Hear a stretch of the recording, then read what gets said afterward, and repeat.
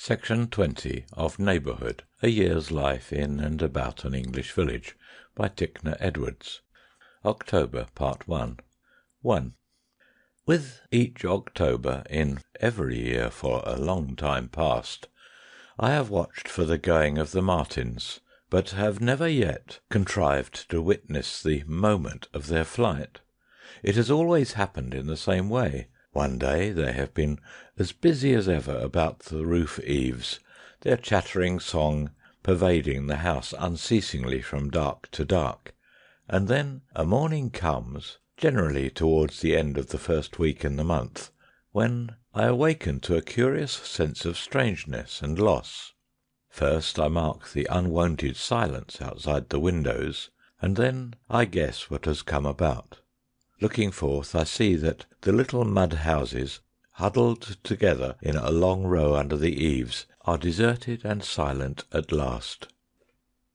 But to-day, though I missed the departure of the martins, as usual, I was not wholly disappointed. Getting up in the new silence, and throwing the windows back, I looked along the roof edge. Save for the chippering and fluttering of a few sparrows, there was nothing to be seen or heard in the dim grey light, but it seemed the little army could have been away only a few minutes before me, for while I looked I saw the last of them depart. One single note of the remembered song broke out overhead. There was a whir of wings, and the little black and white bird lanced straight off, going due south unhesitatingly, as though the vanished throng of her companions was yet visible far away in the skies.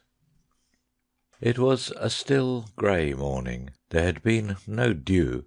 Everything, as presently I went along by the woodside, was quite dry, and though it was barely 8 o'clock, all the spiders in the bushes were hard at work weaving their snares. It was almost perfect spinning weather. On windy mornings, though the webs must be made, the task is difficult and the work seldom properly carried out. But to-day there was only a vague air moving from the south-west, and all the spiders had got to work betimes, and with light hearts. The great charm in all nature study is to find out the truth for yourself at first hand. There are few things in my life I regret so keenly as the reading of nature books. This has robbed me of many a moment of pleasurable surprise, for to recognise a commonly accepted fact is poor substitute for its original discovery, although this discovery may have been made by others 1,000 times before. Looking back over 20 years, poking and prying in the woods and fields round about Windlecombe, I rejoice not so much at the many things I have found out, but at the fact of so many things still unread of, and still remaining to be discovered. This morning, as I went along by the bushes in the lee of the wood, and saw the spiders at work, it suddenly occurred to me that I knew little or nothing about them, and the recognition of this ignorance came to me as truest bliss. I fell to looking on at the ingenious, complicated work with almost as much anxiety and interest as the male spiders themselves. For it appears to be only the female who spins a web. The big-bodied spider, so industriously occupied in every gap of the thicket, is always the female, though the male is never far off. You're sure to find him peering out from under one of the adjacent leaves, or treading timidly on the circumference of the web, trying to attract the attention, and thereafter perhaps the regard, of its maker. Spider nets and their weavers have, I think, never been given quite their place in the world of wonders. As far as human profit is concerned, spiders are useless things, and have therefore missed, because from that standpoint they have not merited, popular favour. But no doubt their ingenuity as craftswomen stands very nearly on a level with that of the worker honey bee. The waxen comb of the bee, whose perfection is due to the combined arts of engineer, mason, and geometrician, is very little superior in design and carrying out to the spider's web. On these still grey autumn mornings the tendency of the eye is not to wander far afield, but to concern itself with the little things of the wayside close at hand, and so, more than at any other time of year, perhaps, the spiders and their ways come in for narrow scrutiny. And here is something in the first loving investigation of which the uninformed, unread observer is much to be envied. He notices in the outset that these fine silken snares hung by the spiders in the hedgerows are of two kinds, the one placed vertically across a gap in the surface of the thicket, the other placed horizontally, closing up some shaft or upward passageway in the heart of the green bush. The vertical net is seen to be composed of a number of threads radiating from a common centre, and upon these threads an ever increasing spiral line has been laid, forming a regular meshed net. But the horizontal web has none of this geometric neatness. It is a mere expanse of fine tissue, irregularly woven into a sort of crazy pattern, and slung hammock fashion, completely closing the chimney-like hollow wherein it has been made. From a view of the finished webs, two other facts will be noted. The vertical net is supported only by lines springing from its circumference, and the spider sits at its centre in front. The horizontal net is suspended by numberless fine lines attached at all points in its upper surface, while the spider clings to the underside as she lies in wait for her prey. But it is in the actual weaving of the nets that the interest of the onlooker will be chiefly centred. The maker of the vertical or cartwheel pattern of web begins operations in various ways, according to the conditions imposed upon her by the weather and the spot she has selected. Webs made in calm seasons, or when only light airs are stirring, will have few mainstays, and these may be of considerable length.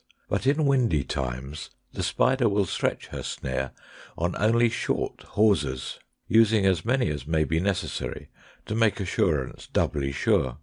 But in either case she will commence the work in much the same way. First she goes to the highest point on the windward side of her gap, and turning her head to the current, begins to pay out a line behind her. As this floats out, she continually tries it with her leg until she knows that the end of the line has caught in the opposite twigs. Then she runs to the middle of this horizontal line, dragging after her another thread which she has previously attached to her original starting point. From the centre of the first line she lowers herself vertically, always dragging the second line in her rear until she reaches a twig below. Here she draws her second line tight and fastens it, after which she climbs to the horizontal line and repeats the manoeuvre, only this time from its leeward end. Thus the triangle of mainstays, the first essential in all spider web making, is complete. The weaving of the net within this triangular frame is the next work undertaken. The spider, when she first dropped from the centre of her uppermost thread, made a vertical line in descending. Some point on this line marks the centre of the future cartwheel pattern of web, and this central point the spider now finds unerringly, and begins to put in, one by one, the radiating spokes of the wheel. When all these spokes are in place, she returns to the centre, and revolving her body quickly, she forms upon it a close spiral of 4 or 5 turns. This is to be her seat and watchtower, whence she will keep the whole web under observation.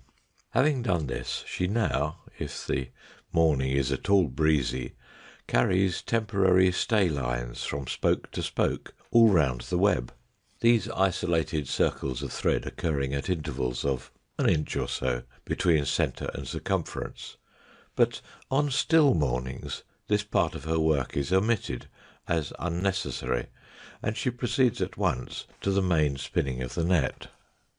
The construction of the cross threads between the spokes of the web is always commenced at the extreme outer edges of the space to be filled, and the spider works inwardly, carrying the thread round and round from spoke to spoke until she arrives within half an inch or so of the central small spiral.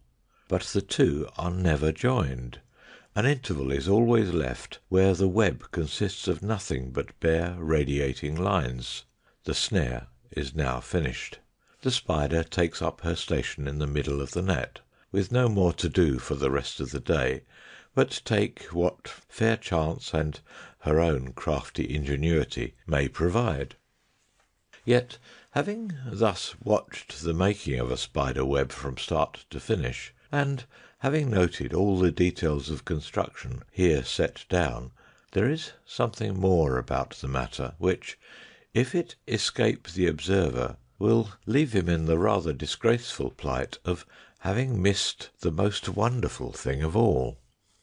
The spider's snare is not woven throughout of the same kind of thread.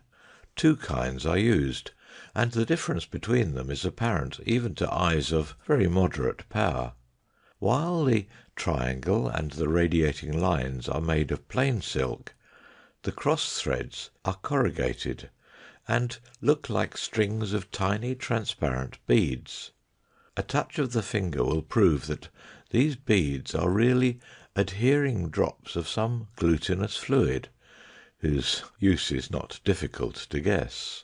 But how do the beads get on the line, seeing that this, when first drawn from the spider's body, is visibly nothing but a plain filament of silk, like the rest of the web? The question has been asked many times, and the answer commonly given is, I have come to believe, an entirely erroneous one.